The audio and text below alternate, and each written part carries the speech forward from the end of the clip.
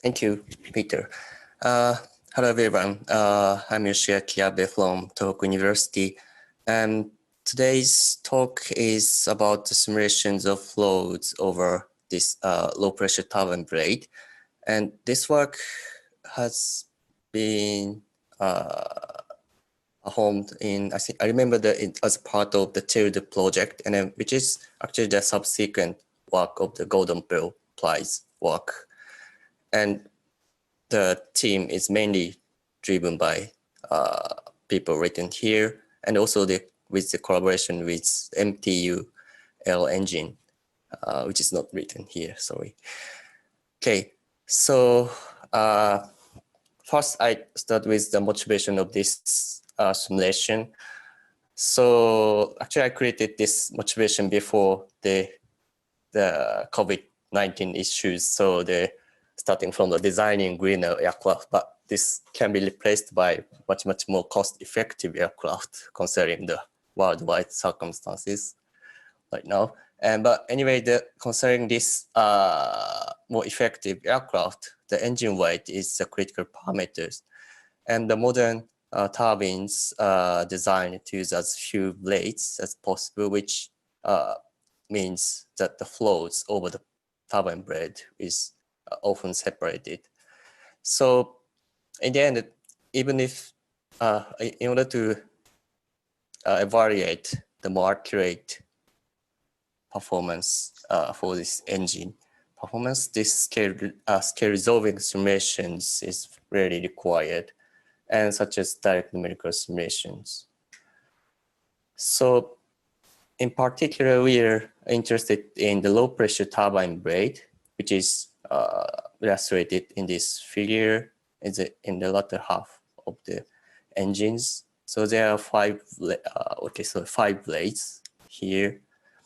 And one of the big motivation of this study is to construct the precise database for turbines modeling based on our massive simulations using the DNS quality data. Okay, so let's move on the concrete setup. So we actually have some experimental data which was performed by MTU Aero Engine. So they have the wind tunnel, and also they have implemented the turbine cascade like this. And so this is a bit difficult to see, but it's actually the upside down, and the flow is coming from left to right, and flow is going through this blade. And the interesting point of this experimental setup is they do have some diverging end walls, not the parallel end wall, which is very common case of this kind of turbine blade simulation. And so in the experiments, they have 7 blades like this, and code-based Reynolds number is 90,000 and 200,000, and the Mach number is approximately 0.6. So actually, I remember in the Golden Bell Prize simulation, we had simulated multiple blades, but we only focused on the one blade, but with diverging end walls with substantial span-wise rings in computational domain. So, and the code-based Reynolds number is set to 90,000 and 200,000. So we performed the 2 types of the computation. The one is the laminar inlet simulation, which is both for 90,000 and 200,000 of Reynolds number cases, and turbine inlet simulation for 90,000 case. So I start with the laminar inlet results, and later I talk a little about this turbine inlet simulation. Okay. So based on the settings, we configure this simulation like this. The simulation is based on the flux construction scheme, and the order of solution polynomial is 4. And the number of total DOS is 2.3 billion for 90,000 case and 11 billion for 200,000 case. And also they take an average of approximately 200 quantities for turbine statistics, like double or triple products, and also gradient terms, and 660 point probes for time history of primitive variables. So I try to show this actual mesh of 90,000 case, and so all the elements are composed of the hexahedral elements, and we created this mesh by Gmesh and extruded in the span-wise direction and by some programming. Okay. So the last settings is inlet condition. So this is the laminar inflow condition, which we start with. And for laminar inlet, we assume some Brazil-like boundary layer velocity profile, but we actually impose the total pressure profile by using the velocity condition. And this is the results of this boundary layer condition. Okay. So we use the PyFR for the entire simulation, and this red colored parts are specific settings with the P4 with full anti-aliasing options, and also RK45 time integration scheme, and also the NVIDIA GPU classes has been used. So I move to the results. So the simulation for 200,000 case takes roughly 24 hours of wall clock time per blade pass. And we have used the 5,760 K20X GPUs. And the simulation has been performed for 12 flow passes. And yeah, that makes almost 10 to almost 2 weeks for run, but without waiting time. Okay. So this is a full animation of 200,000 random number case. So you can see from the startup some strong pressure wave going through, and after that, from the end wall, the large Baltic structures appearing. And so, yeah, this I think this figure was shown by Peter in earlier, where we could have resolved the whole bunch of Baltic structures. This is a suction side instantaneous flow field with density gradient color of this. And this is a zoom up view. And we can see all the Baltic structures resolved. And it is very interesting in the pressure side, we can see some coherent large structure which is along the code-wise direction.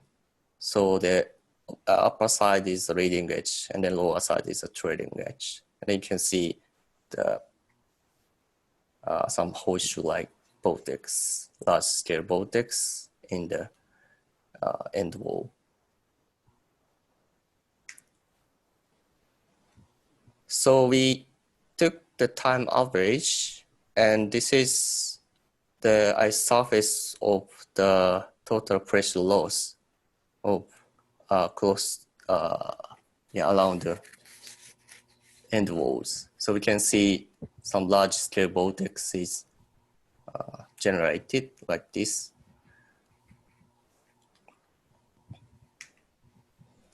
So this is the result of the wall resolution. And we took the wall normal resolution of y plus along this red line here. And you can see basically below the, 1 is achieved for delta y. And we think that this is the resolution of DNS. And this is the comparison with experimental results of the isentropic Mach number on the surface. And you can see the experimental results is very, our simulation data is very good, agreed with experimental data. And so this is the total pressure loss in the wake. So the horizontal axis is corresponding to the line in red line here.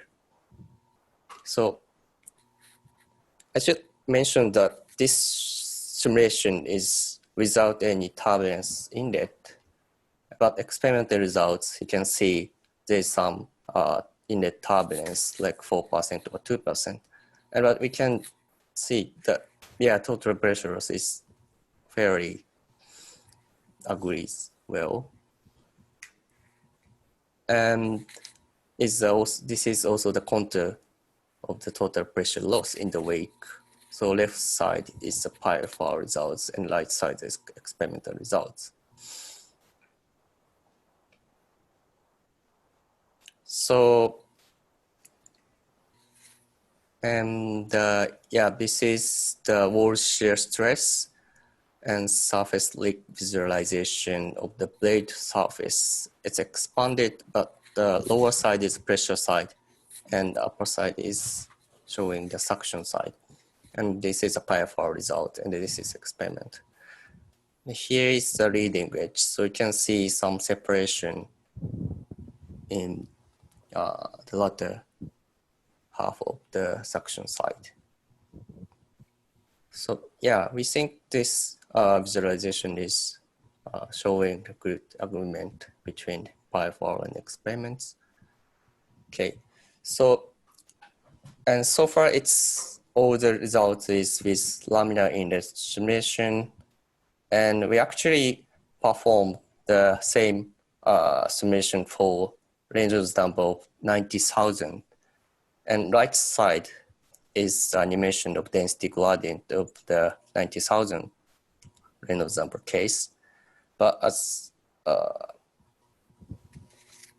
as time passes, somehow this flow is largely separated from the trailing edge, and then eventually there's the large separation in the after portion of the blade surface, and we can see in the outlet there's a full of turbulence, and it is quite different from what we saw in 200,000 case, and actually it caused a large discrepancy in terms of the comparison with experiments. The left side is again the Reynolds number of 200,000 case for the total pressure loss in the wake, but in Reynolds number of 90,000 case, so it is, of course, we saw the large separation in the wake.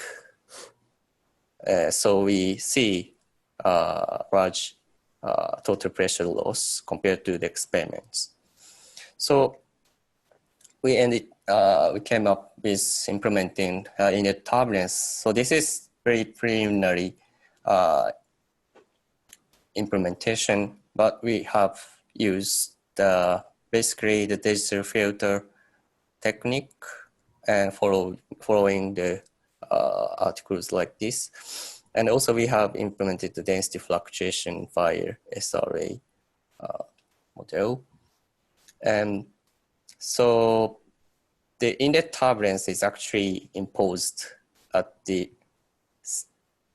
same location as a laminar inlet condition. So which actually should have been more like upstream location, but we have anyway performed the same simulation using this implementation with turbulence.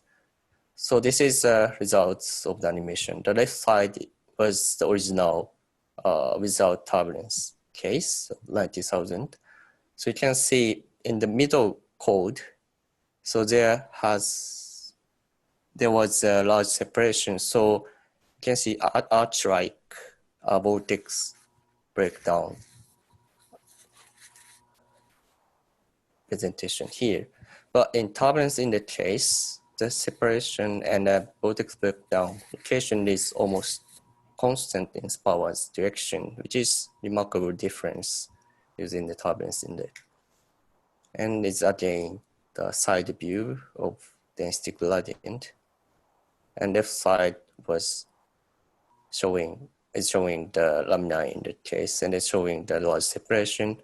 But in turbulence in that case, the separation is suppressed. So this is the comparison with experimental results. So left side showing the lamina in that case, and it has discrepancy between the experiment and simulation.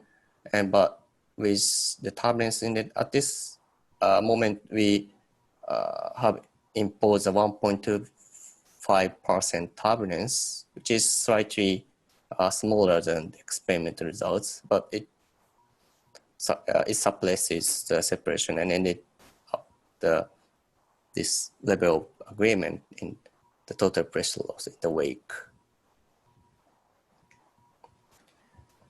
Okay, so this was something like more application of PyFR, but with massive MPI computation, and we have used over 5,000 NVIDIA GPUs on Titan, and this is based on the Insight Award resources. And in summary, so the simulation results shows good agreement with experiment in Reynolds number of 200,000 case even without turbulence in it. But however, in 90,000 case for Reynolds number, the inlet turbulence is required to accurately simulate experimental results. Okay, that's it.